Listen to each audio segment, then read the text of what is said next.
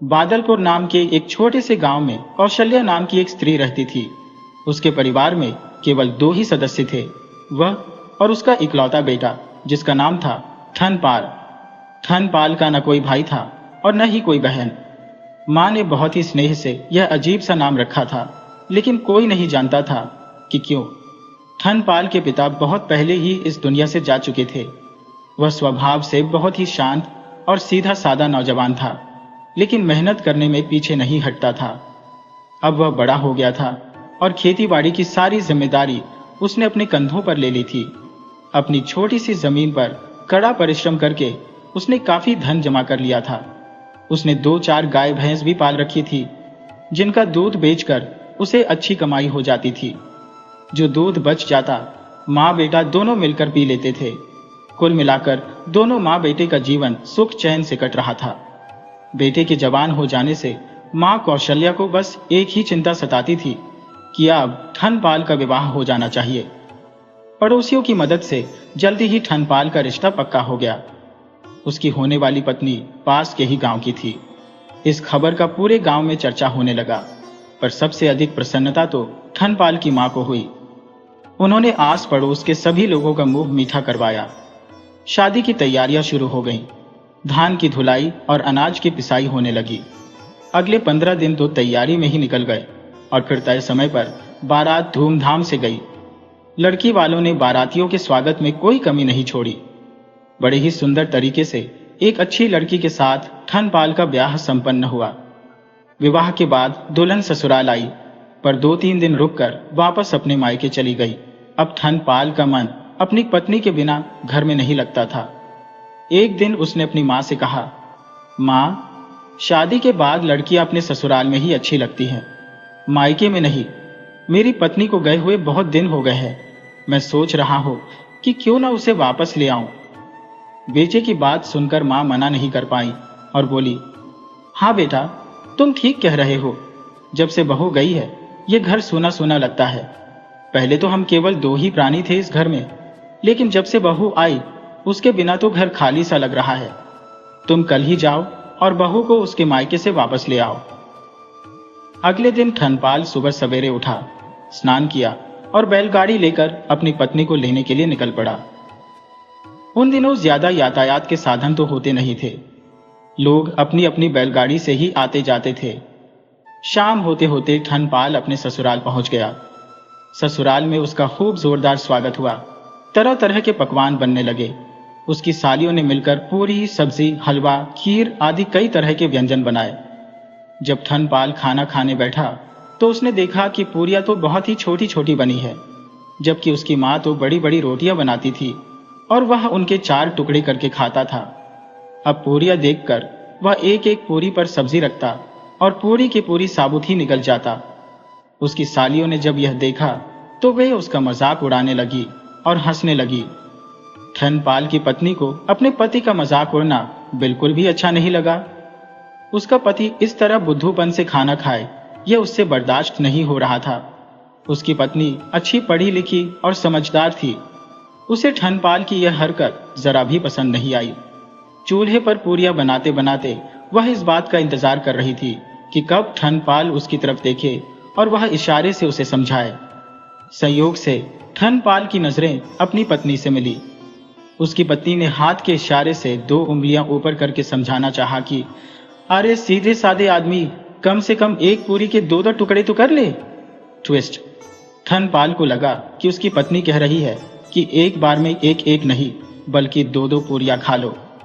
अब तो उसने एक साथ 2-2 पूरियां खानी शुरू कर दी।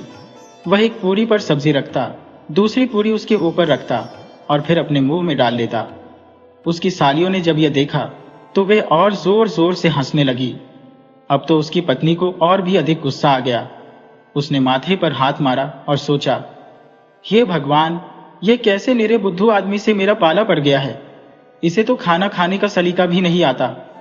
ट्विस्ट, ठनपाल ने जब अपनी पत्नी को माथे पर हाथ मारते हुए देखा तो समझा कि वह बोल रही है कि तो पूरियों को ऐसे ही खा ले जैसे पहले खा रहा था। कम से कम एक एक पूरी तो खा रहा था, अब तो तूने हद कर दी। ठनपाल बेचारा सीधा साधा आदमी था। उसे अपनी पत्नी का एक भी इशारा समझ में नहीं आ रहा था। ढेर सारा खाना खाने के बाद जब धनपाल की भूख खत्म हुई तो उसकी पत्नी और परेशान हो रही थी कि हे भगवान, इसे तो खाना खाना भी नहीं आता और खाता भी तो इतना सारा है। खा पीकर धनपाल उठा। बिस्तर लगा हुआ था, वह जाकर उस पर सो गया। अगले दिन जब धनपाल अपनी पत्नी को विदा कराकर चलने लगा तो सालियों ने मजाक में कहा, जीजा जी जा तो रहे हो, रास्ते में मेला लगा हुआ है, हमारी बहन को जरा मेला दिखाते हुए जाना। धनपाल ने हाँ में सिर हिला दिया और पत्नी को विदा करा के वहां से चल दिया। रास्ते में सचमुच मेला लगा हुआ था।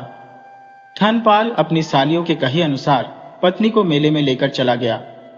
थोड़ी देर इधर उधर घूमने के बाद मेले की भीड़ में उसकी पत्नी कहीं खो गई। धनपाल चारों तरफ अपनी पत्नी को ढूंढता रहा मगर वह कहीं नहीं मिली। पास ही उसे एक मंदिर दिखाई दिया। उसने सोचा कि वहां जाकर भगवान से प्रार्थना करनी चाहिए। वह मंदिर में गया और भगवान के सामने प्रार्थना करते हुए कहने लगा, हे भगवान, मेहरबानी करके मुझे मेरी पत्नी से मिलवा दो। मंदिर के पुजारी ने कहा, भाई पहले 500 रुपए का चढ़ावा रखो और ढेर सारे लड्डुओं का भोग लगाओ, तभी तो भगवान तुम्हारी प्रार्थना सुनेंगे। पुजारी की बात मानकर धनपाल ने ढेर सारा चढ़ावा चढ़ाया, भगवान जी को लड्डुओं का भोग लगाया और फिर प्रार्थना करने लगा। भगवान की कृपा कुछ ऐसी हुई कि जैसे ही धनपाल मंदिर के बाहर निकला तो उसकी पत्नी भी उसे ढूंढते हुए वहीं पर आ गई। अब तो धनपाल की श्रद्धा भगवान पर और भी ज्यादा बढ़ गई। उसने भगवान को बहुत धन्यवाद किया और अपनी पत्नी को साथ लेकर अपने घर आ पहुंचा। घर पहुंचते ही धनपाल की मां बहुत खुश हुई। बहू ने आते ही घर का सारा काम संभाल लिया। वह सासू मां को तो कुछ करने ही नहीं देती थी। हालांकि वह पढ़ी लिखी और समझदार थी। शुरू शुरू में उसे घर का काम करने में थोड़ी मुश्किल तो हुई, पर धीरे धीरे वह सब कुछ समझ और सीख रही थी। अगर उसे कुछ समझ में नहीं आता तो अपनी सास से पूछ लेती। एक बार उसकी सास ने कहा, बहू जाकर दूध मथ लो। जब बहू दूध मथने लगी तो थोड़ी देर के बाद उसमें मक्खन आ गया। बहू अपनी सास को बताते हुए कहने लगी, सासू मां, दूध में मक्खन आ गया है। ये सुनते ही सासू मां बोली, बहू ये तुम क्या कह रही हो, ऐसा नहीं कहते। अपनी सास की बात सुनकर बहू परेशान हो गई। उसे समझ में नहीं आ रहा था कि उसने ऐसा क्या कह दिया। उसने तो सिर्फ यही कहा था कि दूध में मक्खन आ गया है। अब उसकी सास ने नाक भौं सिकोड़ते हुए कहा, अरे बहू, यह नाम आज के बाद दोबारा मत लेना, क्योंकि मक्खन लाल तुम्हारे स्वर्गीय ससुर जी का नाम था। बहू बहुत ही परेशान हुई। वह सोचने लगी, इस घर में सबके नाम बहुत ही अजीबोगरीब है।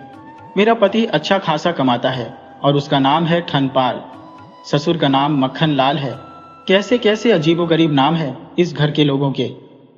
अगली बार जब बहू फिर से दूध मथने लगी तो जैसे ही उसमें मक्खन आया, वह अपनी सास से जाकर बोली, सासू मां, दूध में फिर से मक्खन। ये कहते हुए वह रुक गई और कुछ सोचकर बोली, सासू मां, दूध में ससुर जी आ गए हैं, चलकर निकाल लो। सासू मां फिर से मुंह बनाते हुए बहू को बुरा भला कहने लगी। बहू को तो कुछ भी समझ में नहीं आ रहा था कि यह सब उसके साथ क्या हो रहा है। अब तो उसे रोज ही डांट फटकार लगने लगी। जब बहू रानी पानी लेने के लिए या गांव में इधर उधर जाती तो लोग उसे देखते ही कहते, देखो देखो धनपाल की बहू आ रही है, या वह देखो धनपाल की बहू जा रही है। उसे यह सब सुनकर बिल्कुल भी अच्छा नहीं लगता था कि लोग उसे धनपाल की बहू कहकर बुलाए। एक दिन उसने अपने पति से कहा, आप अपना नाम बदल लीजिए, मुझे यह नाम बिल्कुल भी अच्छा नहीं लगता। भला यह भी कोई नाम हुआ? आप इतना अच्छा खासा कमा लेते हो और नाम रखा है धनपाल। पता भी है कि धनपाल किसको कहते हैं?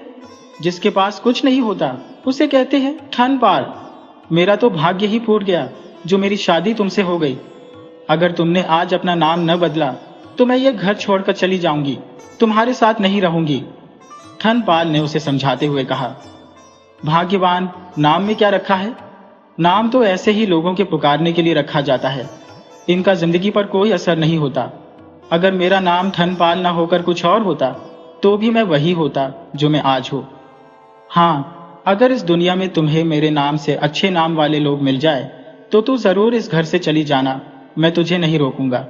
और अगर तुझे नाम की पहेली समझ में ना आए तो तू घर वापस आ जाना। अब तो उसकी घरवाली गुस्से में आकर घर छोड़कर चल दी। रास्ते में उसे एक छोटी सी लड़की मिली जो रास्ते से लकड़ियां बिन रही थी। उसने फटे पुराने कपड़े पहने हुए थे। ठनपाल की पत्नी ने उससे पूछा, अरे तेरा क्या नाम है और तू क्या कर रही है? वह लड़की बोली, मेरा नाम लक्ष्मी है और मैं रोज इसी तरह से रास्ते से लकड़ियां इकट्ठी करती हूँ। इसी से मेरे घर में चूल्हा जलता है। ठनपाल की पत्नी सोचने लगी, ट्विस्ट, अच्छा नाम है लक्ष्मी और काम करती है लकड़ियां बिनने का, बड़ी अजीब बात है। यह सोचते हुए वह आगे बढ़ी तो उसे भूसे की बैलगाड़ी ले जाता हुआ एक आदमी मिला। उस आदमी ने ठनपाल की पत्नी से रास्ता पूछा। रास्ता बताने के बाद वह कहने लगी, भैया तुम्हारा नाम क्या है? वह आदमी बोला, मेरा नाम है धनपाल। धनपाल की पत्नी एक बार फिर से सोच में पड़ गई। सोचने लगी, नाम है धनपाल और काम क्या करता है? बैलगाड़ी में भूसा ढोता है। अरे इसका नाम धनपाल होने से इसे भला क्या फायदा हुआ? धन तो इसके पास आया ही नहीं। थोड़ी देर के बाद वह थोड़ा और आगे बढ़ी। सामने से एक शव यात्रा जा रही थी। उसने लोगों से पूछा, भैया क्या हुआ इनको और इनका नाम क्या था?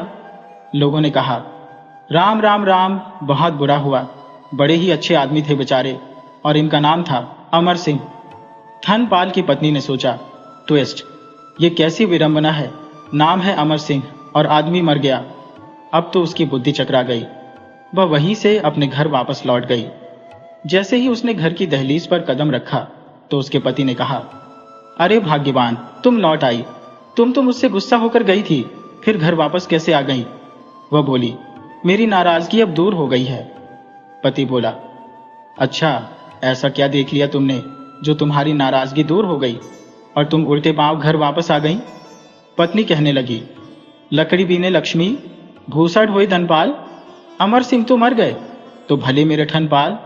यह सुनते ही ठनपाल की आंखों से खुशी के आंसू बहने लगे, क्योंकि उसकी पत्नी को समझ में आ चुका था कि नाम से कुछ नहीं होता, इंसान अपने कर्मों से ही बड़ा होता है।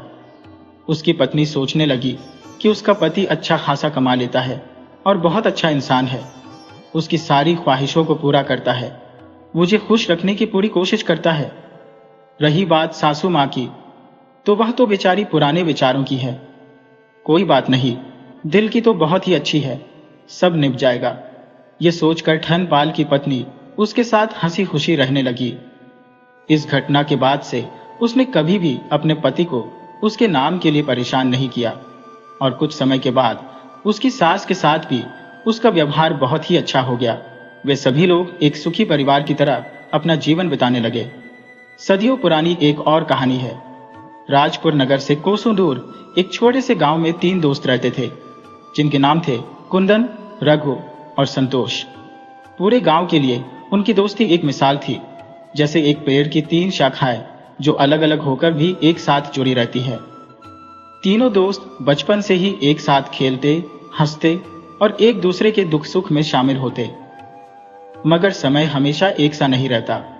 जीवन के संघर्षों ने उन्हें ऐसे घेरा जैसे कोई पक्षी तूफान में फंस जाता है। उनके रोजगार के सारे दरवाजे बंद होने लगे थे। गरीबी का साया और भी ज्यादा गहरा गया था, यहां तक कि उनके खाने के भी लाले पड़ गए। दिन प्रतिदिन उनकी मुश्किलें बढ़ती ही जा रही थी। जहां पहले चारों तरफ खुशियां ही खुशियां थी, आज परेशानियों ने उन्हें घेर लिया था। आखिर एक दिन जब भूख और गरीबी हद से ज्यादा बढ़ गई, तो उन्होंने यह फैसला किया कि अब उन्हें यह गांव छोड़ना होगा और कहीं दूसरी जगह जाकर अपनी किस्मत आजमानी होगी। वे जानते थे कि गांव छोड़ना आसान नहीं होगा, मगर गांव में रहने का मतलब था कि गरीबी उन्हें निगल जाएगी। उनके पास जो भी थोड़ी बहुत जमा पूंजी थी, वह उन्होंने इकट्ठी की। कुछ जोड़े कपड़े और थोड़ा सा राशन साथ में लिया और अपने सफर पर निकल पड़े। एक ऐसा सफर जिसके बारे में उन्हें भी नहीं मालूम था, बस एक उम्मीद के सहारे वे चले जा रहे थे। रास्ता काफी मुश्किल था। चलते चलते अब उन्हें थकान सी होने लगी थी, मगर एक बेहतर जिंदगी के सपने आंखों में संजोए हुए वे अपने गांव की मिट्टी को पीछे छोड़ते हुए आगे बढ़े जा रहे थे। कुछ दिनों के सफर के बाद वे एक अजनबी इलाके में पहुंचे, जहां पर चारों तरफ सुनसान मैदान थे और एक अजीब सी खामोशी थी। यहां तक कि हवा की सरसराहट भी उनके कानों में साफ साफ सुनाई दे रही थी। सूरज धीरे धीरे डूबने लगा और आसमान में अंधेरा छाने लगा। बहुत ही ज्यादा थके होने के कारण तीनों दोस्त एक बहुत बड़े छायादार पेड़ के नीचे बैठ गए। संतोष ने अपनी चादर बिछाई, रघु ने अपनी पानी की छोटी सी सुराही निकाली और कुंदन ने एक सूखी रोटी तोड़कर सब में बांट दी। रघु ने बहुत ही थके हुए लहजे में कहा, गांव छोड़कर हमने सही फैसला किया ना? संतोष ने आसमान की तरफ देखा, जहां पर अब सितारे चमकने लगे थे, और मुस्कुराकर बोला, अब हम सफर पर निकल चुके हैं। उम्मीद है जो भी होगा अच्छा ही होगा। इसके बाद तीनों दोस्त जूते उतारकर उस पेड़ के नीचे लेट गए। तीनों बहुत ही थके हुए थे। सोच रहे थे कि यह इलाका कितना सुनसान है। दूर दूर तक कोई रोशनी दिखाई नहीं देती, न ही कोई आदमी। लेकिन तीनों दोस्त एक दूसरे का सहारा थे। वे तीनों थके हुए जरूर थे, मगर इस सुनसान इलाके का डर उनके ऊपर इतना हावी था कि उन्हें नींद नहीं आ रही थी। जब रात आधी से ज्यादा बीत गई तो सन्नाटे में उन्हें एक आवाज सी सुनाई दी। आवाज सुनकर संतोष ने धीमे से कहा, यह आवाज कुछ खतरनाक सी लगती है। रघु और कुंदन दोनों एकदम सीधे होकर बैठ गए। उनके दिल तेजी से धड़कने लगे। रघु ने धीरे से कहा, यह क्या आफत हो सकती है? कोई आदमी तो नहीं लगता? तीनों दोस्त धीमी आवाज में बातें करने लगे कि अचानक दूर घास में कोई चीज तेजी से हरकत करने लगी कि तभी रघु ने देखा कि एक खतरनाक भेड़िया उनकी तरफ लपक रहा था। संतोष जोर से चीखा और फिर तीनों दोस्त उठकर खड़े हो गए। उनके शरीर में जैसे बिजली सी दौड़ गई और वे अंधेरे में अपनी जान बचाने के लिए तेजी से दौड़ने लगे। भेड़िया उनके पीछे पीछे उन पर झपटने के लिए दौड़ रहा था। भेड़िए की भारी सांस और उसकी खतरनाक गुर्राहट तीनों दोस्तों के कानों में गूंज रही थी। अंधेरे में वे लोग भागते भागते एक खुले मैदान में जा पहुंचे, जहां पर दूर एक रोशनी टिमटिमा रही थी। जैसे ही उनकी नजरें उस रोशनी पर पड़ी तो रघु ने चिल्लाते हुए कहा, वह देखो, आग जल रही है। और फिर तीनों दोस्त अपनी बची खुची हिम्मत जुटाकर उस रोशनी की तरफ दौड़ने लगे। जैसे ही वे नजदीक पहुंचे तो उन्हें एक घर दिखाई दिया, जिसके बाहर आग जल रही थी, जिसमें अब सिर्फ अंगारे ही बचे थे। भेड़िया अब वापस जा चुका था। रघु ने कहा, आधी रात के समय किसी के घर में घुसना ठीक नहीं रहेगा, इसलिए दरवाजा खटखटाने की बजाय वे तीनों दोस्त बाहर ही बैठ गए और सुबह होने का इंतजार करने लगे। सुबह की रोशनी जैसे ही फैलने लगी तो पक्षियों की आवाजें एक नए दिन की शुरुआत का संकेत देने लगी। तीनों दोस्त अभी तक आग के नजदीक ही बैठे हुए थे। डर के मारे उनका बुरा हाल था। लेकिन जब अंधेरा छोड़ गया और सुबह की रोशनी हुई तो उस घर के दरवाजे की खुलने की आवाज ने उन तीनों दोस्तों का ध्यान अपनी तरफ खींचा। देखा तो एक बूढ़ी औरत उस घर में से बाहर आ रही थी। वो औरत उन तीनों को गौर से देखते हुए कहने लगी, बेटा, तुम कौन हो और यहाँ पर क्यों बैठे हो? उनकी हालत देखकर बुढ़िया को उन पर तरस आ रहा था और वह कहने लगी, बाहर क्यों बैठे हो बेटा? मेरे घर में आ जाओ, आराम से बैठो, शायद तुम थके हुए हो। और फिर वह बुढ़िया उन तीनों दोस्तों को अपने घर के अंदर ले गई, उन्हें खाना खिलाया और उनसे बातें करने लगी। उनके बारे में पूछा तो बातों ही बातों में बुढ़िया को इस बात का पता लगा कि वे तीनों दोस्त रोजगार की तलाश में निकले हैं। तो बूढ़ी अम्मा ने रघु से कहा, बेटा, मेरी 5 गाय हैं जो कि जंगल में खो गई हैं। अगर तुम उन्हें ढूंढकर वापस ले आओ तो मैं तुम्हें अच्छा इनाम दूंगी। रघु ने हिम्मत से कहा, मां जी, हम पूरी कोशिश करेंगे कि आपकी गायों को ढूंढकर ले आए। बूढ़ी औरत यह सुनकर खुश हो गई और उनके सिर पर प्यार से हाथ फेरा और उन्हें आशीर्वाद देने लगी। तीनों दोस्तों ने खाना खाया और फिर जंगल की तरफ रवाना हो गए। जंगल में खतरनाक जानवर भी थे, मगर तीनों दोस्तों के पास इसके अलावा और कोई रास्ता नहीं था। वे पैसों के लिए कुछ भी करने को तैयार थे। दिन भर भटकते भटकते पेड़ों और झाड़ियों में झांकते रहे। आखिरकार शाम होते होते उन्हें बूढ़ी औरत की 5 गायें मिल ही गईं। वे गायों को तलाश करने में कामयाब हो गए। जब वे लोग घर वापस लौटे तो बूढ़ी औरत की खुशी का कोई ठिकाना न था। उसकी आंखों में खुशी के आंसू आ गए और वह बड़े ही प्यार भरे लहजे में बोली, बेटा, अब शाम हो चुकी है। जंगल के जानवर किसी वक्त भी हमला कर सकते हैं। अच्छा यही होगा कि तुम आज की रात भी यहीं पर गुजार लो और सुबह होते ही यहां से चले जाना। तीनों दोस्त एक दूसरे की तरफ देखने लगे। थकान और भूख के कारण उनका बुरा हाल था, इसीलिए उन्होंने यह फैसला किया कि आज की रात वे यहीं पर रुकेंगे और सुबह निकल जाएंगे। सुबह होते ही तीनों दोस्तों ने अपना सामान समेटा और जाने का फैसला किया। लेकिन कुंदन के मन में एक सवाल मचल रहा था। वह बूढ़ी औरत की तरफ देखकर बोला, माँ जी, आपका कोई रिश्तेदार आपके साथ नहीं रहता? इस सुनसान जंगल में आप अकेले कैसे जिंदगी गुजार रही हैं? बूढ़ी औरत मुस्कुराती हुई बोली, बेटा, मेरे 2 बेटे हैं और 1 बेटी है। मेरी बेटी जो कि शहर में ब्याही हुई है और मेरे दोनों बेटे अपनी बहन की खबर लेने के लिए शहर गए हुए हैं। मैं बस उनकी वापसी का ही इंतजार कर रही हूँ। और फिर बूढ़ी औरत अंदर गई और एक थैली लेकर वापस आई। वह थैली उसने रघु के हाथों में रख दी और बोली, बेटा, ये तुम तीनों का इनाम है। इसमें तुम्हारी सोच से भी ज्यादा दौलत है। इसमें हर गाय के बदले 100 अशर्फिया है, यानी कि इसमें 500 सोने की अशर्फिया है। तुम तीनों दोस्त इसे आपस में बांट लेना। रघु ने जब थैली खोली तो वह हैरान रह गया, मगर फौरन बोला, माँ जी, हमें पैसों की जरूरत तो है, लेकिन हम आपकी जरूरत से फायदा नहीं उठा सकते। आप ये थैली वापस रख लीजिए। वैसे भी हम मजदूरी करने के लिए आए हैं और कहीं और जाकर काम कर लेंगे।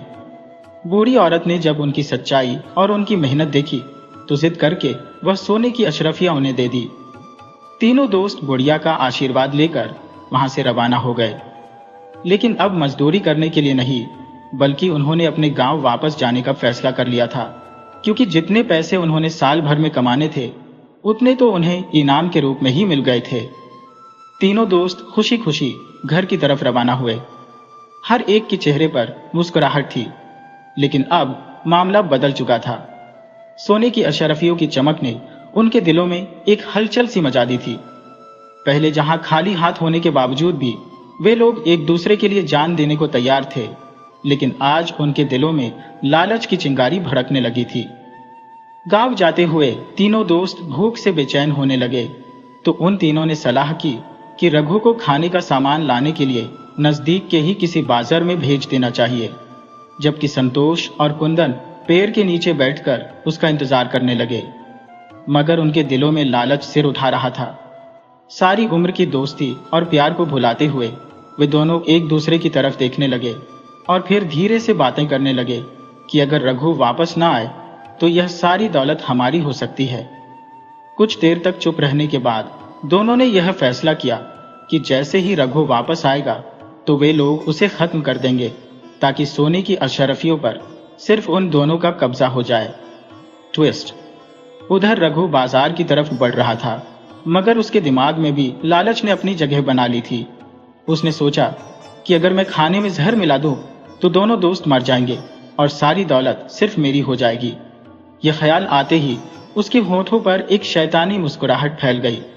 उसने बाजार से जर खरीद लिया और अपने इरादे को पूरा करने के लिए उस जर को वह खाने में मिलाने का फैसला कर लेता है। रघु अब बाजार से जर खरीद चुका था और उसे खाने में मिलाने जा ही रहा था, जबकि दूसरी तरफ संतोष और कुंदन भी एक षड्यंत्र बना रहे थे। उन्होंने फैसला कर लिया था कि जब रघु खाने के साथ वापस आएगा तो वे दोनों मिलकर उसे जान से मार देंगे और यह सारी दौलत आपस में बांट लेंगे। मगर लालच के साथ साथ उनके दिलों में अपने दोस्त के लिए प्यार भी उमड़ रहा था। परंतु संतोष और कुंदन अपनी साजिश के तहत बेसब्री से रघु का इंतजार करने लगे। ट्विस्ट। दूसरी तरफ रघु ने बाजार में पहुंचकर जहर तो खरीद लिया और जब उसे खाने में मिलाने लगा तो अचानक उसके दिल में पछतावा होने लगा। उसके मन में यह विचार आया कि यह दौलत शायद मेरे लिए एक परीक्षा है। अगर मैंने अपने दोस्तों के साथ गद्दारी की तो भगवान मुझे कभी माफ नहीं करेंगे और मुझे इसकी सजा जरूर मिलेगी। यह सोचकर उसने जहर को एक तरफ रख दिया और बिल्कुल साफ मन के साथ खाने का सामान लेकर वापस रवाना हो गया। उसने खाने में जहर मिलाने का विचार अब त्याग दिया था। इधर संतोष और कुंदन को भी अपनी गलती का एहसास होने लगा था। वे सोचने लगे, दोस्ती जैसे रिश्ते को पैसों की खातिर मार डालना बहुत बड़ी नादानी होगी। उन्हें अपनी सोच पर बहुत ही दुख हो रहा था। आखिरकार उन्होंने यह फैसला किया कि वे रघु को कोई नुकसान नहीं पहुंचाएंगे और अपने इस षड्यंत्र को उन्होंने वहीं पर खत्म कर दिया। कुछ देर के बाद रघु जब खाना लेकर वापस आया, तीनों दोस्तों ने खुशी खुशी खाना खाया और किसी ने भी एक दूसरे के साथ अपने विचारों को शेयर नहीं किया। उन्होंने नहीं बताया कि वे एक दूसरे के खून के प्यासे हो रहे थे, क्योंकि वह चाहते थे कि उनकी दोस्ती में किसी तरह की कोई दरार ना आ जाए। संतोष और कुंदन सोच रहे थे कि सच्चाई बताने से शायद रघु बुरा मान जाएगा, जबकि रघु के मन में यह विचार था कि कहीं संतोष और कुंदन उससे नाराज न हो जाए। खाना खाने के बाद तीनों दोस्त एक बार फिर से अपने गांव की तरफ रवाना हो गए। यह सफर उनके एक नए जीवन की शुरुआत था। हर एक दोस्त के दिल में अपने दोस्तों के लिए पहले से ज्यादा प्यार और अपनापन था। अब तक जो उनके दिलों में बुरे विचार आ रहे थे, उनके लिए उनके मन में शर्मिंदगी थी। सूरज अब डूबने लगा था, रात का अंधेरा फैलने लगा, तो तीनों दोस्तों ने यह सलाह की कि आगे का सफर जारी रखना खतरनाक हो सकता है।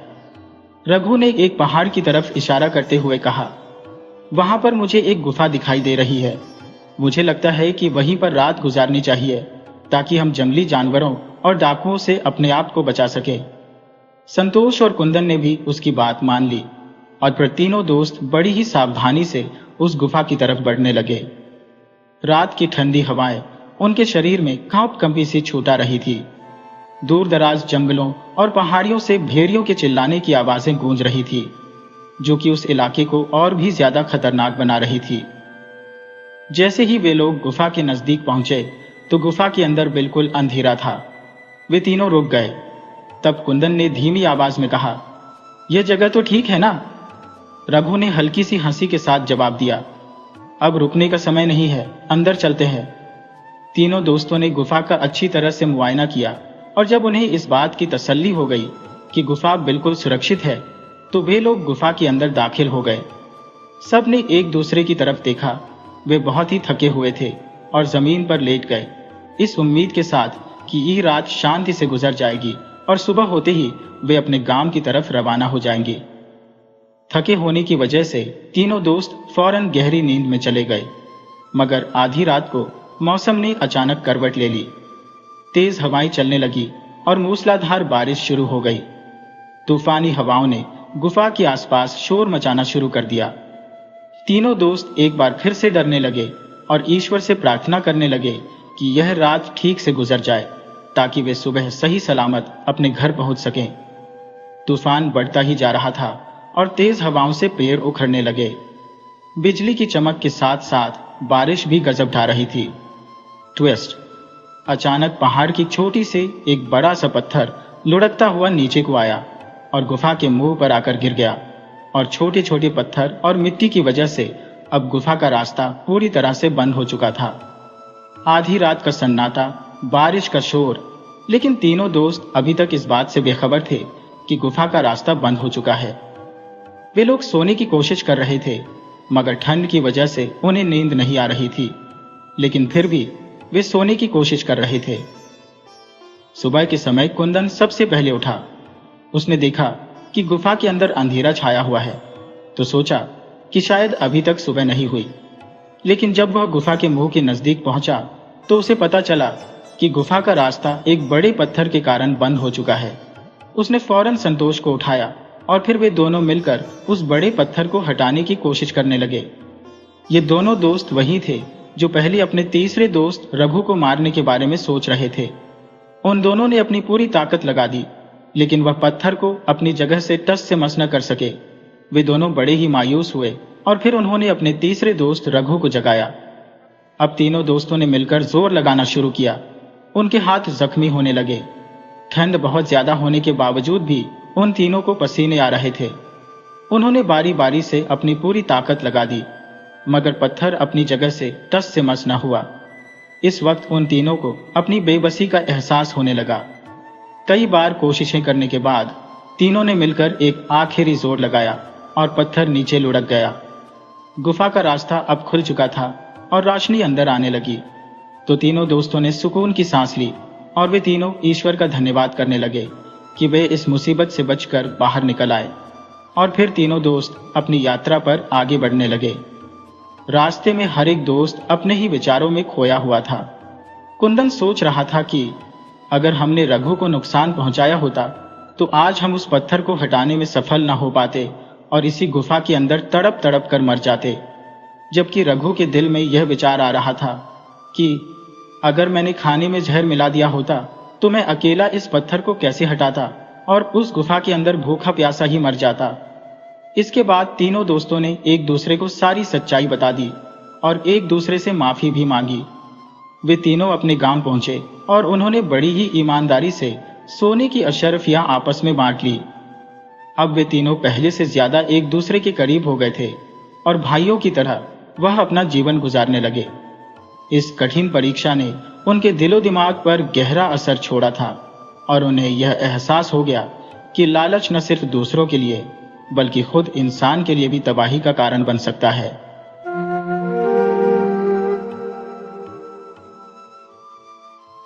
ये कहानी है एक बड़े जमींदार की, उसकी कुलक्षणी बेटी की और एक वफादार नौकर की, जिसकी जिंदगी इन सब के बीच पिस जाती है।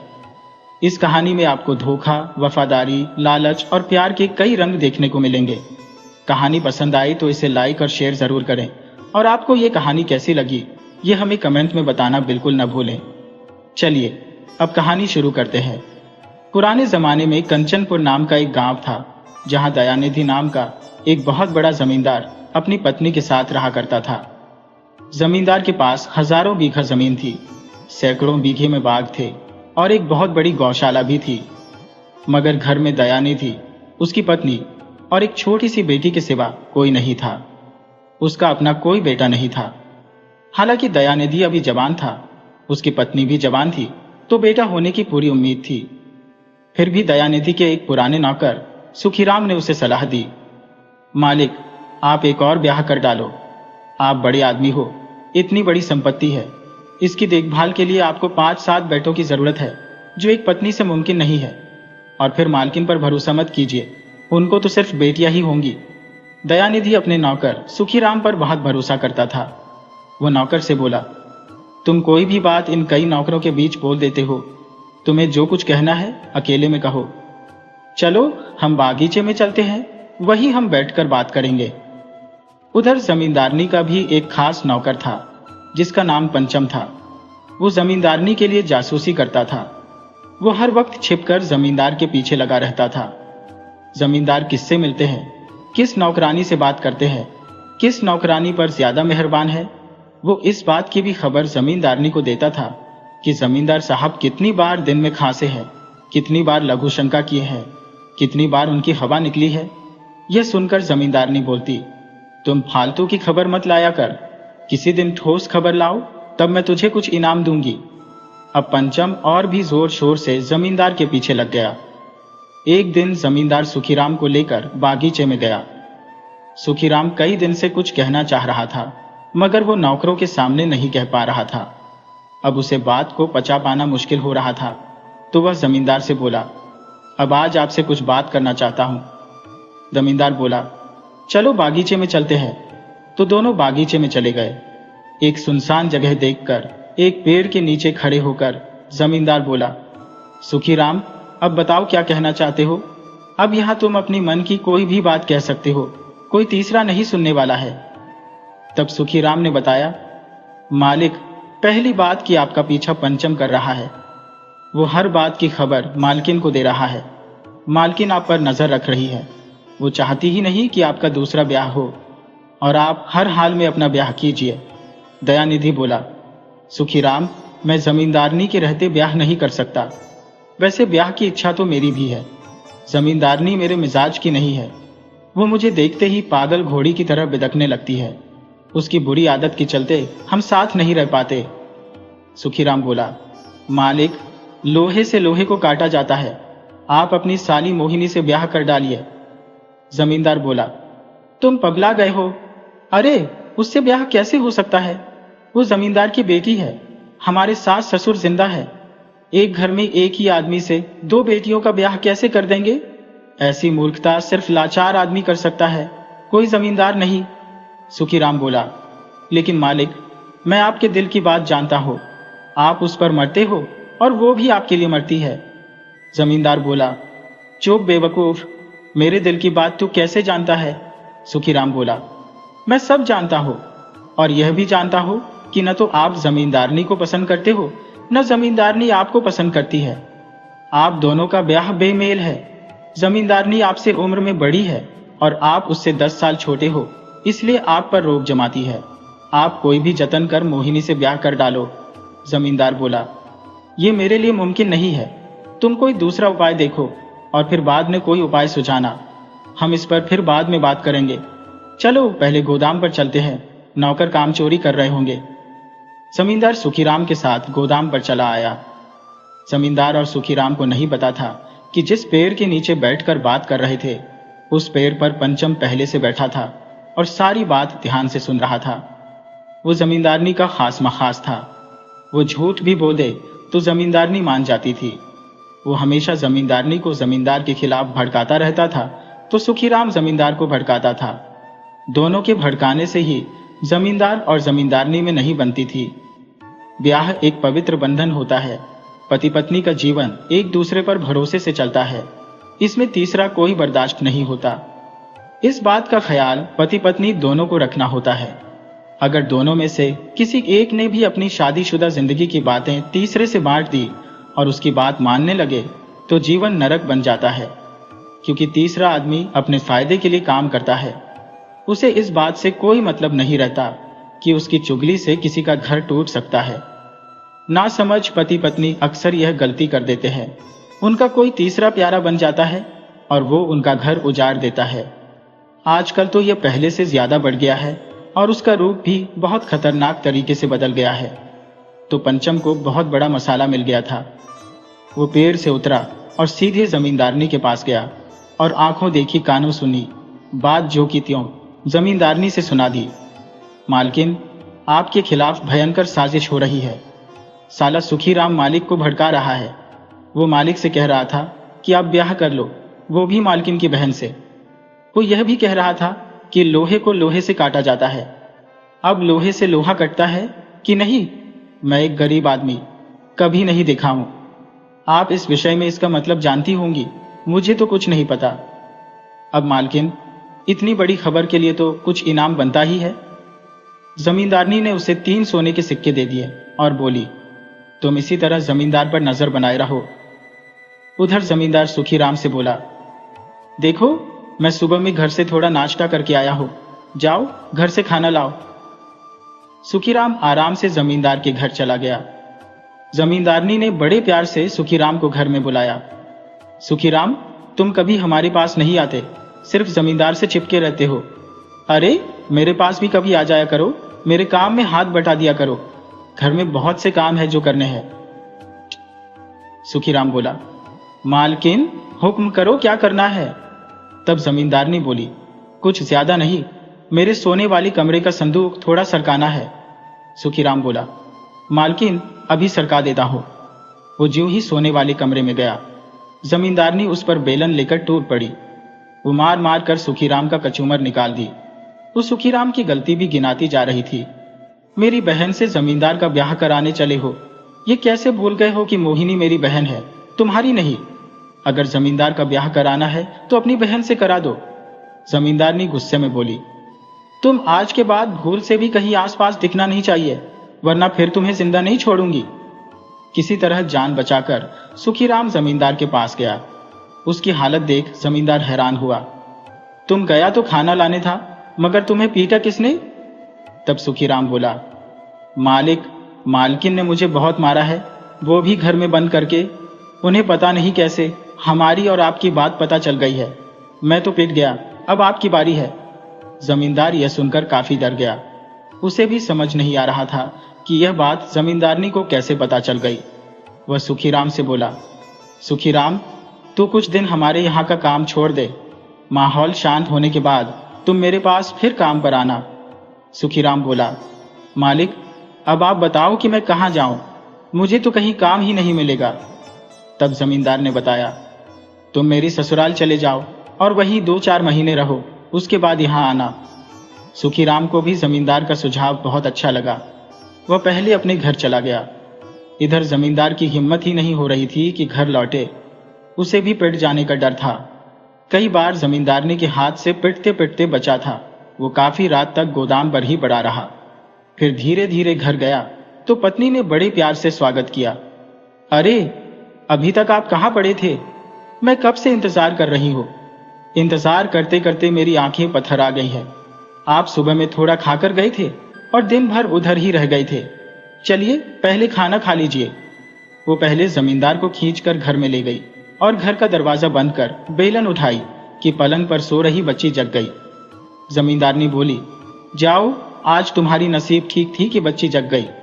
अब बच्ची के सामने तुम्हारी हजामत कैसे बनाओ? नहीं तो आज सोची थी कि सारी आशिकी निकाल दो। मेरी बहन से ब्याह करोगे? तुम्हें शर्म नहीं आती? उस दिन जमींदार पिटने से बच गया। उधर दूसरे दिन सुखीराम जमींदार की ससुराल चला गया, मगर समझ नहीं आ रहा था कि कैसे कहे कि मैं यहाँ काम करने आया हूँ। तभी जमींदार के ससुर ने कह दिया, सुखीराम, यदि दया के पास तुम्हारा काम ना हो तो 1-2 महीने मेरे पास रह जाओ। अब सुखीराम को तो जैसे संजीवनी मिल गई। वह बोला, मालिक, मेरा वहां अभी 2-3 महीने तक कोई काम नहीं है। मैं आपके पास रहकर आपकी भी सेवा करना चाहता हूं। सुखीराम वहीं रह गया। दूसरे दिन जमींदार की साली मोहिनी ने बहन और जीजा का समाचार पूछ लिया तो सुखीराम की आंख में आंसू आ गए। वह बोला, छोटी मालकिन, अब वहां की हालत मत पूछो। आपकी बहन ने जमींदार का जीना मुहाल कर दिया है। वह उन्हें बेलन से पीटती है। मैं बचाने गया तो मेरे को भी मारकर हाल बेहाल कर दी। मोहिनी बोली, क्या बकते हो? मेरी बहन भला अपने पति को क्यों मारेगी? तब सुखीराम ने अपना कपड़ा हटाकर पीठ दिखाई। यह सिर्फ मालिक को बचाने की सजा है। आप सोचो कि मालिक पर कितनी पड़ती होगी। मालिक मालकिन के डर से अनाज के गोदाम में ही जमीन पर सो जाते हैं। वह जल्दी घर आने का नाम नहीं लेते। मोहिनी को विश्वास हो गया कि सुखीराम ठीक कह रहा है। बहन पहले से ही राक्षसी स्वभाव की थी। उसे भी अकारण कई बार बहुत पीटा था। वो पिता से भी लड़ जाती थी। नौकर नौकरानियों को तो मार मार कर खाल उधेड़ देती थी। मोहिनी को अपने सीधे सादे जीजा पर तरस आ रही थी। उसे याद आ रहा था कि बहन जब ब्याह को तैयार नहीं थी तो उसका ही ब्याह दयानिधि से तय हुआ था। मगर एक दिन पहले बहन ने ब्याह को हाँ कर दी थी तो मोहिनी दया की दुल्हन बनते बनते रह गई थी। मगर ये टीस उसके मन में थी कि मेरे भाग्य को बहन ले गई है। वह उस वक्त तो सुखीराम से कुछ नहीं कही, मगर वो रोज उससे दया की बात पूछती। तब एक दिन सुखीराम बोला, छोटी मालकिन, दया मालिक आपको बहुत याद करते हैं। वह रात में आपका नाम लेकर सोते हैं और रोते हैं। मोहिनी बोली, सुखीराम, दया को तो मैं भी याद करती हूँ, मगर मैं कर भी तो क्या सकती हूँ। अब तो मेरे ब्याह की भी बात चल रही है।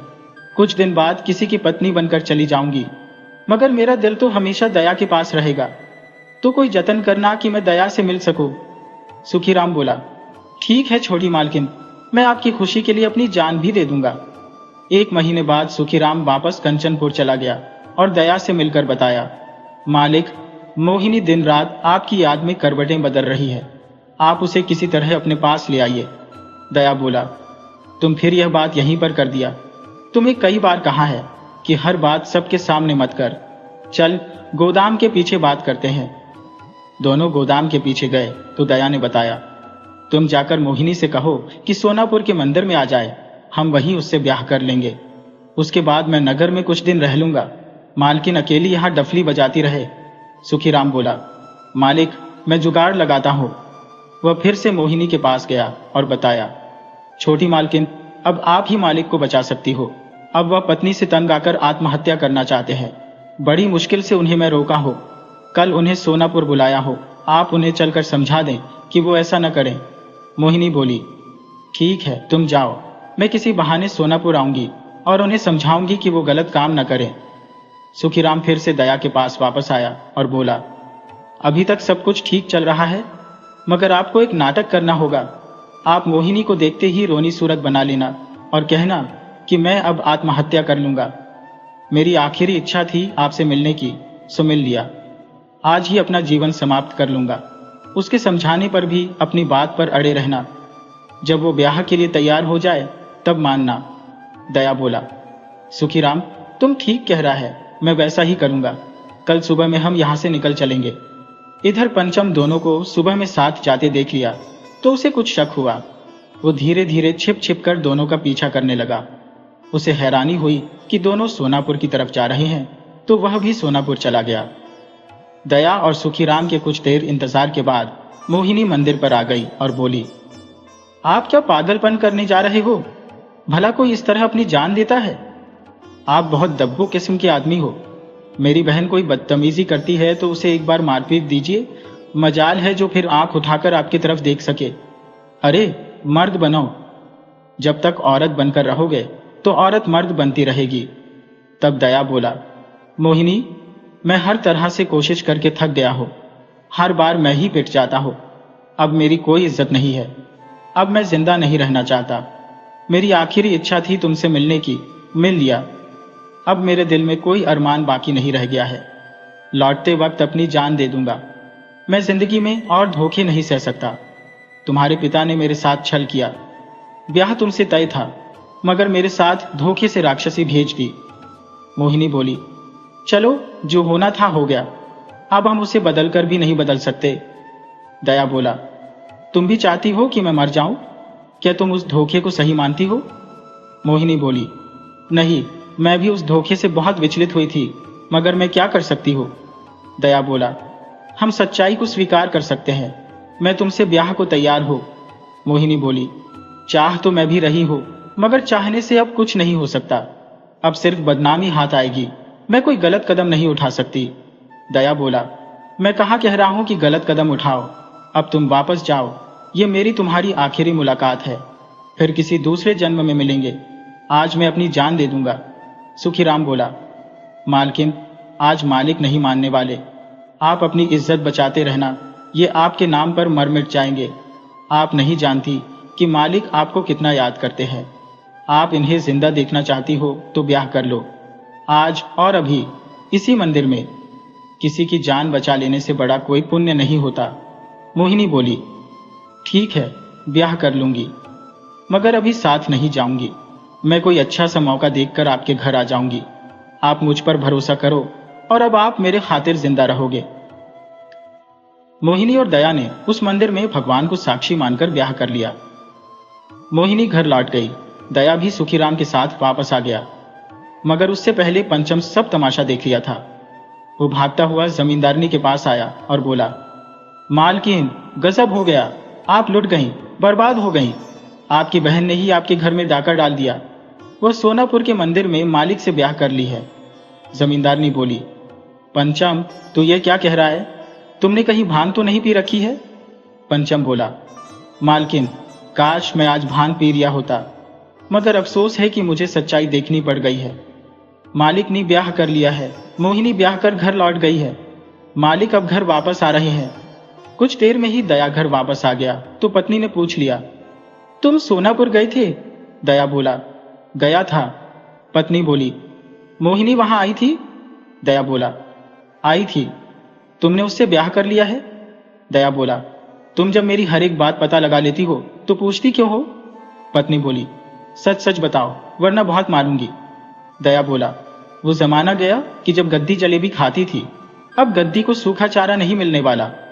स्त्री जोश में आकर दया पर बेलन चला दी तो दया अपना बचाव करते हुए पत्नी को कई थप्पड़ पीट दिया और बोला, अब औकात में रहो। सच जानना चाहती हो तो सत्य यही है कि मैं मोहिनी से ब्याह कर लिया हो और इसमें कुछ भी गलत नहीं है। वही मेरी असली पत्नी है। तुम तो धोखे से पत्नी बन गई हो। अब गुंदी बनने की कोशिश मत करो, वरना तुम रोज पिट जाओगी। पत्नी सिर्फ दादागिरी दिखाती थी। उसे अनुमान ही नहीं था कि पिट जाएगी। और उसे मोहिनी वाली बात तो बहुत बुरी लगी। वह उस वक्त चुप रह गई, मगर थोड़ी देर बाद आंगन के कुएं में बच्ची के साथ छलांग लगाकर जान दे दी। थोड़ी देर में ही वह मर गई। इस बात की खबर बहुत देर बाद जमींदार को हुई तो उसे कोई अफसोस नहीं हुआ। हाँ, बेटी के मरने का गम जरूर था। उधर बहन की मृत्यु की खबर पाकर मोहिनी भागी भागी दया के पास आ गई। कुछ दिन बाद उसके पिता ने उसे दया के साथ रहने और संभालने की अनुमति दे दी। वह मोहिनी का ब्याह दया से करा दिया। उन्हें इस बात की खबर ही नहीं हुई कि सारा खेल मोहिनी की वजह से ही हुआ है। उधर पंचम गांव छोड़कर भाग गया था। उसी की जासूसी के कारण ही तो जमींदार की पत्नी ने आत्महत्या कर ली थी। अब दया नई पत्नी मोहिनी के साथ रहने लगा था। मोहिनी अपनी बड़ी बहन जैसी बहुत खूबसूरत नहीं थी, मगर दिल की बहुत सुंदर थी। वह बहुत दयालु थी। दया तो प्रेम का भूखा था। दोनों 5 साल तक एक साथ रहे। इस बीच उन्हें 2 बेटे भी हुए। दया ने बड़े बेटे का नाम मंगेश रखा तो छोटे बेटे का नाम कमलेश रखा। दया दोनों से बहुत प्यार करता था। इस तरह समय गुजरा तो मंगेश 10 साल का हो गया और कमलेश 8 साल का। एक दिन जमींदार बागीचे में गया हुआ था कि एक जहरीले सांप ने जमींदार को डस लिया। लाख कोशिशों के बाद भी जमींदार को बचाया नहीं जा सका। जमींदार मर गया। सारा भार अब जमींदारनी मोहिनी के ऊपर आ पड़ा। हालांकि वह पति की मृत्यु से काफी दुखी थी। वह अपने बच्चों को देखकर खुद को संभाल रही थी, मगर वह इतना दुखी रहती थी कि कुछ दिन बाद बीमार पड़ गई। वो 4-5 साल लगातार बीमार रही और लंबी बीमारी की वजह से एक दिन चल बसी। अब सारा भार मंगेश के ऊपर आ पड़ा। मंगेश ने जमींदारी संभाल ली। वो अपने छोटे भाई से बहुत प्यार करता था। इस तरह समय गुजरने लगा। कुछ दिनों बाद छोटे भाई कमलेश ने कहा, भाई तुम अब ब्याह कर लो। कई लोग आ रहे हैं, उनमें से किसी लड़की को पसंद कर ब्याह कर लो। मंगेश बोला, पसंद वाला काम तो तुम्हें करना पड़ेगा। मैं भला अपने लिए लड़की थोड़ी पसंद कर सकता हूँ। कमलेश बोला, चलो मैं ही पसंद कर लेता हूँ, इसमें कौन सी बड़ी बात है। दूर एक गांव था खड़गपुर। वहीं के लोग मंगेश को पसंद किए थे तो कमलेश लड़की देखने आया। लड़की उसे बहुत अच्छी लगी। उसकी अपनी पसंद लगी। वो बड़े भाई से उसका ब्याह नहीं चाहता था, मगर उसे मजबूरी में बड़े भाई के लिए पसंद करना पड़ा। लड़की ब्याह कर मंगेश के घर आ गई, लेकिन उसे भी मंगेश पसंद नहीं था। मंगेश दुबला पतला मरियल आदमी था, जबकि कमलेश हष्ट पुष्ट नौजवान था। जब कमलेश ने उसे भाभी कहा तो वह नाराज हो गई। बोली, मुझे भाभी मत कहा करो। दरअसल तुम मेरी पसंद हो, मगर तुम्हारी मूर्खता की वजह से मंगेश की पत्नी बन बैठी हो। लेकिन यह मत समझ लो कि मैं अपनी पसंद छोड़ सकती हो। तुम भी मेरे पति ही हो। भाभी कहकर मुझे शर्मिंदा मत करो। मगर हाँ, एक बात का ध्यान रखना कि हमारी मर्यादा बनी रहे और हम मिलते भी रहें। कमलेश अपने भाई से बहुत प्यार करता था, तो अब भाभी से भी बहुत प्यार करने लगा। उनकी सेवा में हमेशा लगा रहता। उसे भाभी की तरफ से खुला निमंत्रण भी मिल गया था। जमींदार का घर था, बहुत बड़ा था। वो कहीं भी एकांत पाकर प्रेम प्यार की बातें करते और इस तरह दोनों में संबंध भी स्थापित हो गए। मगर कहते हैं ना कि नाजायज संबंध और दुर्गंध छिपाए नहीं छिपते। एक दिन मंगेश ने दोनों को रंगे हाथ पकड़ लिया तो दोनों को समझाया, यह सब गलत है। तुम दोनों अभी नादान हो, तुम्हारे कदम बहक गए हैं। ये बात मानकर तुम्हें माफ कर देता हूं, मगर तुम यदि फिर से गलती दोहराए तो मैं माफ नहीं करूंगा, बल्कि सजा दूंगा। 2-4 दिन तक दोनों एक दूसरे से दूर रहे, मगर इश्क का रोग बहुत बुरा होता है। किसी भयानक रोग का इलाज मुमकिन है। भयानक नशेड़ी शायद सुधर सकता है, मगर इश्क का रोगी मरने के बाद ही ठीक होता है। दोनों भयानक तरह से पीड़ित थे। उन्हें दूर रहना मुश्किल हो गया था। तो फिर तीसरे दिन ही मंगेश द्वारा रंगे हाथ पकड़ ली गए। तो मंगेश पत्नी और भाई को समझाने के बजाय कमलेश की शादी करा देना उचित समझा। वह सोच लिया कि भाई की शादी करा देगा और उसकी पत्नी घर में आ जाएगी तो सुधर जाएगा। इसमें एक की गलती होती तो उसे समझाया जा सकता था, मगर दोनों ही जब एक दूसरे को पसंद कर रहे थे तो वह खुद अकेला पड़ गया था। उसे पता था कि ताली कभी एक हाथ से नहीं बजती। दोनों हाथ बराबर सहयोग करते हैं तब जाकर ताली बजती है। उसी तरह कभी एक तरफा प्रेम करने वाले एक दूसरे से संबंध स्थापित नहीं कर पाते। संबंध तो तब स्थापित होता है जब दोनों के दिल मल जाते हैं, और जब 2 दल मल जाते हैं तो वे किसी रिश्ते का परवाह नहीं करते। वे प्यार में इतने अंधे हो जाते हैं कि बीच में आने वाले की जान भी ले सकते हैं, या नहीं ले पाए तो अपनी खुद की भी जान दे सकते हैं। अचानक से कभी पेड़ की जड़ में पैर फंस जाने पर कभी उसे झटके से नहीं निकालते, वरना पैर टूट जाता है। उसे बहुत आराम से मुलायम हाथों से धीरे धीरे निकालते हैं। मंगेश आंख से देख लेने के बाद भी दूसरी तरफ मुंह घुमाकर चला गया। मंगेश ने सोच लिया कि अब सब कुछ जानते हुए अनजान बनकर रहने में ही चालाकी है। वह मन में ठान लिया कि 1 हफ्ते में एक बहुत खूबसूरत लड़की ढूंढकर कमलेश की शादी करा देनी है, वरना यह आग जब विकराल रूप धारण कर लेगी तो इसे बुझाया नहीं जा सकता। मंगेश जल्दी ही एक सुंदर लड़की से कमलेश की शादी की बात चलाई। लड़की वाले लड़का देखने आ भी गए। शादी की बात सुनकर कमलेश आनाकानी करने लगा। नहीं, मुझे अभी शादी नहीं करनी, अभी 4-5 साल बाद ब्याह के विषय में सोचूंगा। और ताज्जुब की बात कि मंगेश की पत्नी बोली, अरे अभी इतनी क्या जल्दी है? कमलेश की अभी उम्र ही क्या है? अभी बच्चा है, इसे दुनियादारी की क्या समझ है?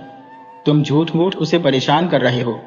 तब मंगेश बोला, तुम मुंह बंद रखो तो अच्छा है। तुम इसे बच्चा रहने कहाँ दी हो? तुम खुद इसे दुनियादारी सिखा दी हो। खैर छोड़ो इन सब बातों को। अब तुम्हें भी आराम चाहिए और मुझे भी। अकेले खेत की देखभाल करता हो, तुम लोग हाथ नहीं बंटा पाते। जब घर में एक बहू आ जाएगी तो तुम और कमलेश खेती और गौशाला देखो, मैं अकेले बाग बगीचे में रह जाता हूँ। मेरे लिए ठीक भी है, कभी कभी पीछे से मैं भी सहयोग कर दिया करूंगा। पत्नी को लगा कि पति मुझे और आज़ादी दे रहे हैं, अब तो हम और भी आराम से मिला करेंगे। घर में कोई ना कोई रहता है, बाहर गौशाला में अपनी मर्जी है। वह कमलेश से बोली, भाई की इज्जत रखने के लिए ब्याह कर डालो। भाभी की बात मानकर ब्याह कर लिया। कमलेश की शादी हो गई, पत्नी घर में आ गई, परंतु कमलेश तो भाभी के ही प्यार में लगा रहा। नई पत्नी उसे जरा भी नहीं भा रही थी। किसी नी कहा है कि दिल लगी दीवार से तो पड़ी किस काम की। कमलेश को सुंदर पत्नी जरा भी पसंद नहीं आ रही थी, तो कमलेश की पत्नी भी पति के मन मिजाज को डटोल रही थी। औरतें अपने पति के चरित्र को एक किताब की तरह पढ़ लेती है। कमलेश की पत्नी को अपने पति के चाल चलन पर शक हुआ, तो वह उसका पीछा करने लगी और एक दिन दोनों को रंगे हाथ पकड़ भी लिया।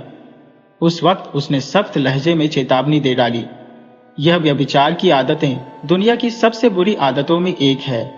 आप इसे तुरंत छोड़ दो, क्योंकि कोई पत्नी अपने पति की बचकानी एक बार जरूर माफ कर देती है, लेकिन बार बार नहीं। परंतु इसके बाद मैंने आपको गलती करते देखा, तो फिर आप मेरा मरा मुंह देखोगे। आप खुद से सोचो कि जो काम तुम कर रहे हो वो काम मैं करने लगूं तो तुम्हें कैसा लगेगा? जाहिर है बहुत बुरा लगेगा। तुम मुझे इस बात के लिए घर से निकाल भी सकते हो, क्योंकि तुम्हें बुरा लगेगा, मगर वही काम तुम कर रहे हो तो मैं कुछ नहीं कर सकती। यह भ्रम अपने मन में मत रखना। मैं वह कर जाऊंगी जो तुमने सोचा भी नहीं होगा। कहते हैं इश्क की बुरी आदतें एक बार लग जाए तो फिर छोड़े नहीं छूटती। कमलेश ने अपनी आदतें छोड़ने के बजाय और बढ़ा लिया। वो पत्नी के सामने ही भाभी के कमरे में घुसकर दरवाजा बंद कर लेता। यह देख कमलेश की पत्नी ने एक दिन सचमुच जहर खा लिया और मर गई। इस बात का गम न तो कमलेश को हुआ न उसकी भाभी को हुआ, परंतु मंगेश को काफी सदमा लगा। उसने जो सोच रखा था ठीक उसका उल्टा हो गया। सदमे के कारण मंगेश बीमार पड़ गया। पत्नी और भाई ने उसका कोई देखभाल नहीं किया, तो एक दिन चल बसा। हाँ, एक बात हुई कि उसके जीते जी पत्नी ने एक बच्चे को जन्म दे दिया था। चाहे वह बच्चा किसी का भी रहा हो, मगर उसे नाम मंगेश का मिल गया। कमलेश ने उसका नाम ज्योति रखा। अब तो कमलेश और उसकी भाभी खुल्लम खुल्ला पति पत्नी की तरह रहने लगे। हालांकि ये बात कमलेश के रिश्तेदारों को बुरी लगी, तो सलाह दिया, अब तो मंगेश है नहीं तो तुम हमारी सलाह मानो और ब्याह कर लो। यह न्याय संगत है, इसमें कोई दोष नहीं है, मगर इस तरह बिना ब्याह साथ रहोगे तो समाज में क्या मुंह दिखाओगे? लोक लाज से बचने के लिए दोनों ने ब्याह कर लिया। पहले से उनका एक बेटा था ही। दोनों बहुत प्यार से बच्चे का लालन पालन करने लगे। मौज मस्ती में दोनों के दिन गुजरने लगे। अब तो वह पति पत्नी थे, पूरी जमींदारी उनकी अपनी थी। धीरे धीरे बच्चा ज्योति 10 साल का हो गया। वह अपनी माँ से बहुत प्यार करता था, जबकि वह अपने पिता को काका ही बोलता था और उससे भी बहुत प्यार करता था। कमलेश को पता था कि यह बच्चा भाई का नहीं, मेरा है, मगर मेरे ब्याह से पहले का है, तो इसको पिता का नाम भाई का मिल गया। हाय! उधर बच्चे को पता था और माँ ने बताया था कि उसके पिता की मृत्यु हो गई है और मेरे काका मुझे और माँ को पाल रहे हैं, मेरी माँ का सहारा बन गए हैं। लेकिन दुनिया में सबको माँ का प्यार सदा मिलता रहे, ये सबके भाग्य में नहीं होता। एक दिन ज्योति की माँ बीमार पड़ी और गुजर गई। ज्योति से ज्यादा दुख कमलेश को हुआ। वह स्त्री के बगैर रह ही नहीं सकता था, वो कामी हो चुका था। कमलेश आयाश आदमी था, उसे बिना स्त्री के रहना मुश्किल हो गया, तो वह फिर से ब्याह के चक्कर में पड़ गया। उसे कई लोगों ने समझाया, अपने पर काबू रखो। अगर ब्याह कर लोगे तो बच्चे की जिंदगी बर्बाद हो जाएगी। अब तुमसे कोई भली स्त्री ब्याह नहीं करेगी। मगर कमलेश पर इश्क का भूत सवार था। वह एक दलाल के माध्यम से एक बहुत दुष्चरित्र स्त्री से ब्याह कर लिया। वह पहले से बाल बच्चे और पति वाली थी। वो बच्चों को लेकर कमलेश के घर में आ गई। आते ही उसने ज्योति पर जुल्म करना शुरू कर दिया। उसे अकारण मारने पीटने लगी। उसकी नजर कमलेश की बहुत बड़ी जमींदारी पर लग गई थी। वह उसे हर हाल में हासिल करना चाहती थी। ये तो कमलेश को भी पता था कि 100 चूहे खाने वाली बिल्लियां हज को नहीं जाया करती, मगर इश्क ने उसे निकम्मा कर दिया था। स्त्री ने हर चीज पर अधिकार जमा लिया था, मगर उसकी आंख की किरकिरी एकमात्र ज्योति था जिसे वह ठिकाने लगाना चाहती थी। वह अपने पति से एकांत में बात कर रही थी। बात बन गई है, तुम ज्योति को ले जाकर कहीं मार डालो, फिर हम बड़ी आराम से कमलेश को भी मार डालेंगे। उसके बाद सब कुछ हमारा हो जाएगा। हम एक बार एक सड़क से उठकर जमींदारी पर बैठ जाएंगे। दोनों की बात बूढ़ा नौकर सुखीराम सुन रहा था।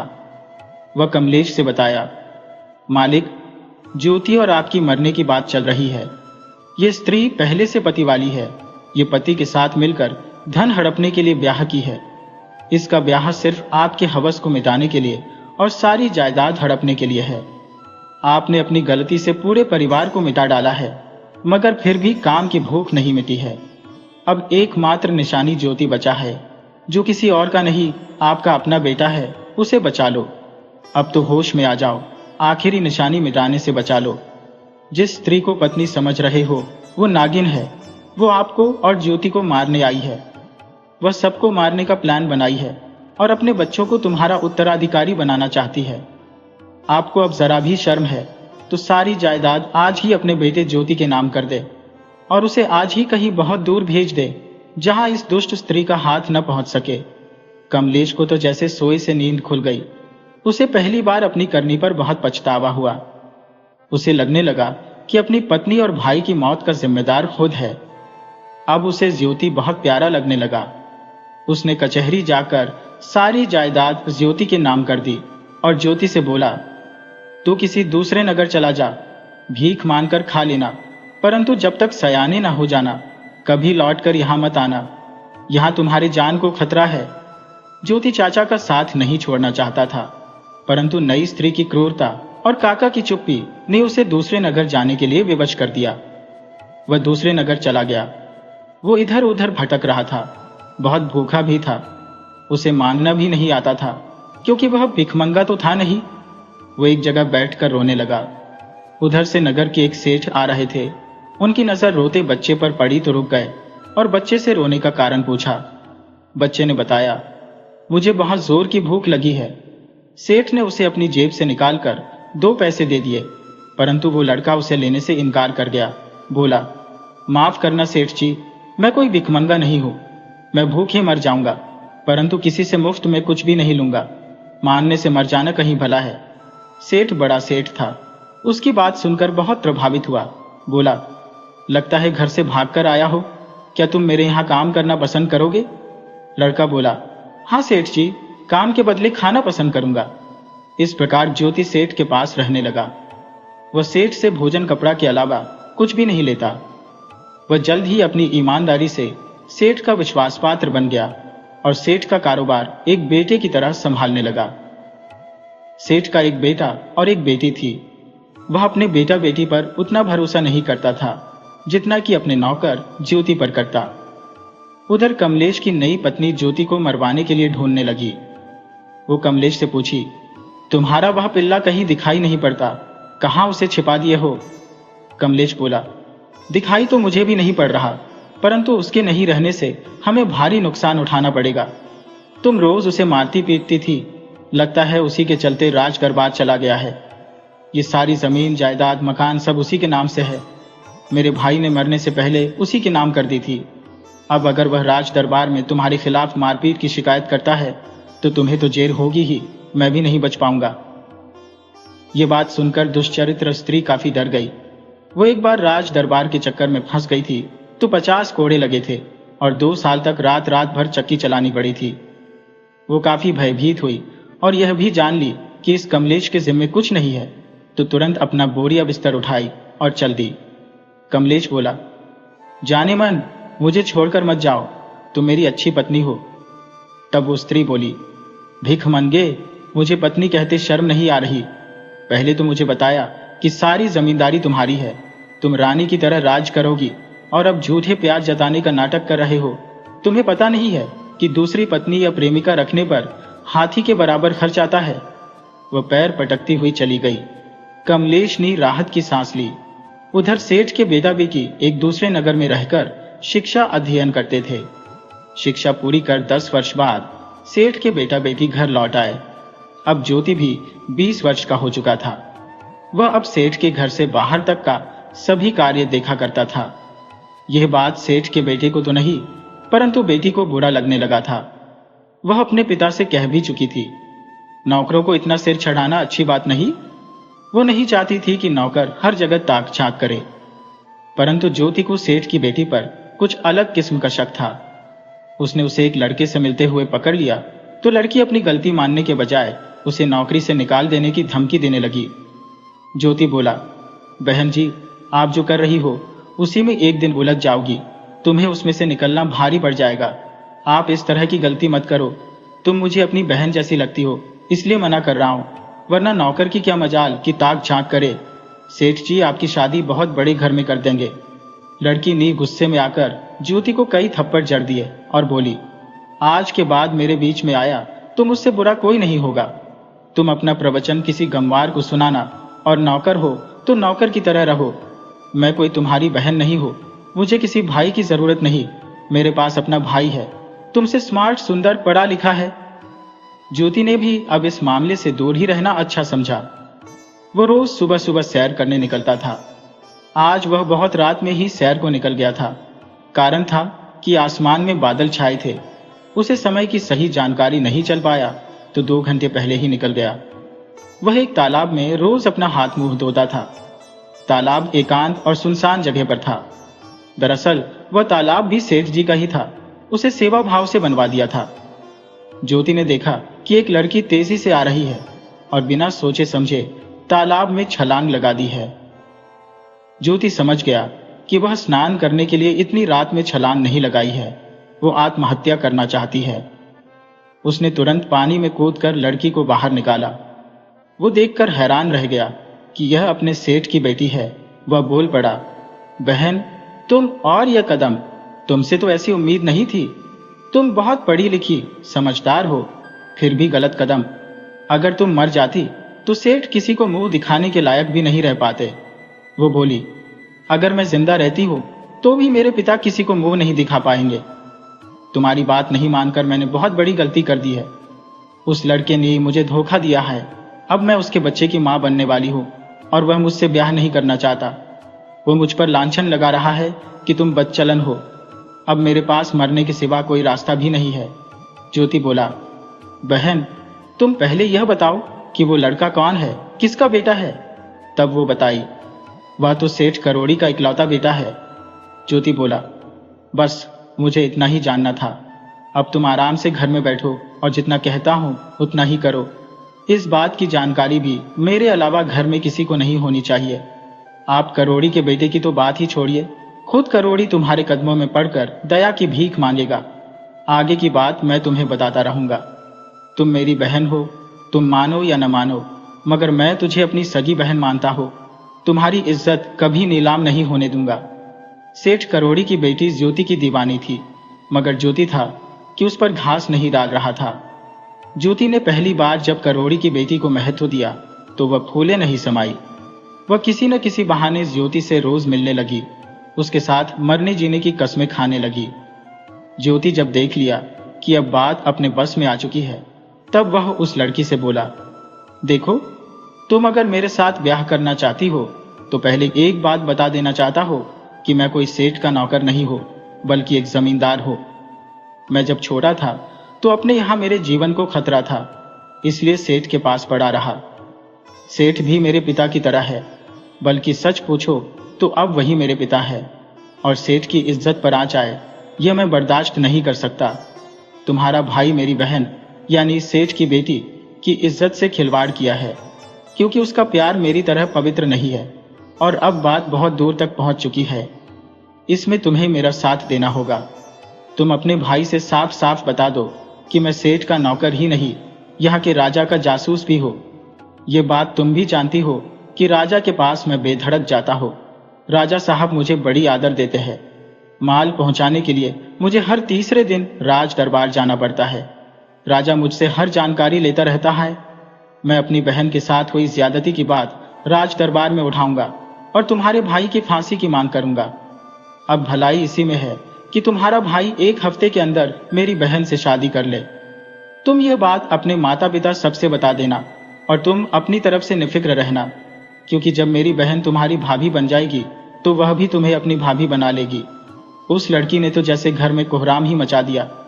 पिता से बोली, भाई ने इतनी बड़ी गलती की है कि हम में से कोई नहीं बच पाएगा। ये सेठ हजारी की बेटी से प्रेम किया है और अब बात आगे बढ़ गई है तो इनकार कर रहा है। उस सेठ की पहुंच सीधे राजा से है। उसके भाई को लगने लगा कि राजा के सैनिक सचमुच फांसी का फंदा लेकर आ रहे हैं और उसे फांसी पर चढ़ा रहे हैं। करोड़ी सेठ यह बात सुनकर बहुत डर गया। उसे लगा कि बेटे ने तो गलती कर ही दिया है। अब अगर बात राज दरबार जाती है तो मुझे भी राजा नहीं छोड़ने वाला। मैंने एक बार घटिया माल राज दरबार भिजवा दिया था। राजा ने मेरी 1 साल की कमाई रोक ली थी। अब वह किसी लफड़े में नहीं पड़ना चाहता था। वो अपने बेटे को ही गलती ठहराया। उसने बिना देर किए सेठ की बेटी से अपने बेटे की शादी कर दी। कुछ दिन बाद और सेठ की बेटी ने अपनी ननद की शादी ज्योति से करा दी, क्योंकि वह जानती थी कि ज्योति और उसकी ननद ने उसका घर बसाया है। अब उसका फर्ज बनता है कि अपने मुंह बोले भाई और अपनी ननद का घर बसा दे। ज्योति कोई नौकर तो था नहीं। वह अपनी नई नवेली दुल्हन लेकर गांव लौट आया। उसका काका कमल उसका बाग ढूंढ रहा था। कमल अपनी सारी जिम्मेदारी अपने बेटे ज्योति को सौंपकर सन्यासी बन गया। मनुष्य का जीवन एक नसीब का खेल है। पूरा जीवन मनुष्य अपनी इच्छा की पूर्ति में लगा रहता है, परंतु होता वही है जो भाग्य में लिखा रहता है। यह कहानी हमें सिखाती है कि सच्चा रिश्ता और वफादारी ही इंसान की सबसे बड़ी दौलत है। छल और कपट से पाया हुआ सुख ज्यादा दिन नहीं टिकता। अंत में जीत हमेशा सच्चाई और नेकी की ही होती है। अगर आपको हमारी यह कहानी अच्छी लगी हो तो ममता हिंदी कहानियां को सब्सक्राइब करें, इस वीडियो को लाइक करें और अपने दोस्तों के साथ जरूर शेयर करें। आपसे फिर मिलते हैं एक नई कहानी के साथ। तब तक के लिए राधे राधे।